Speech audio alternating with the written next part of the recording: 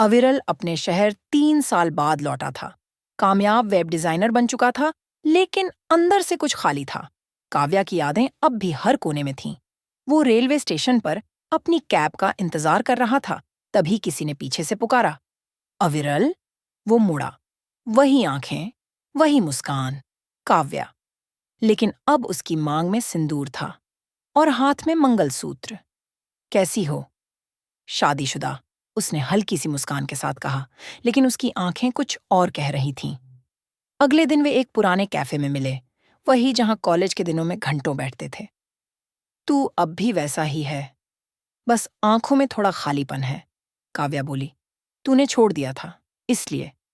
उसके चेहरे पर चुप्पी उतर गई। मम्मी पापा की मर्जी थी अवे, वो तुम्हारा प्रोफेशन नहीं समझ पाए, और मैं हिम्मत नहीं कर पाई।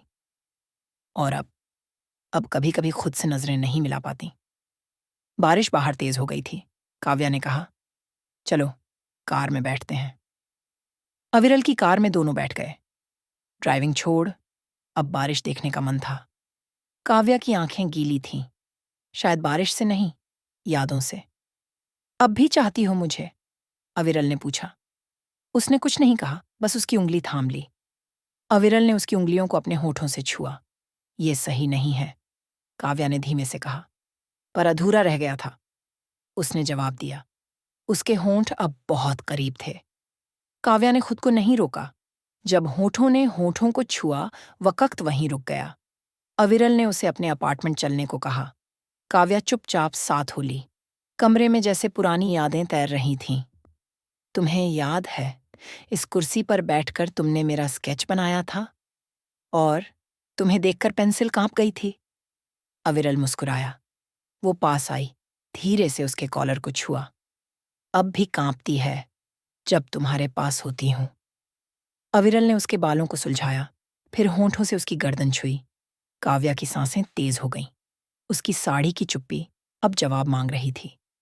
धीरे धीरे उसके ब्लाउज की डोरी खुली और उंगलियों ने पीठ को महसूस किया।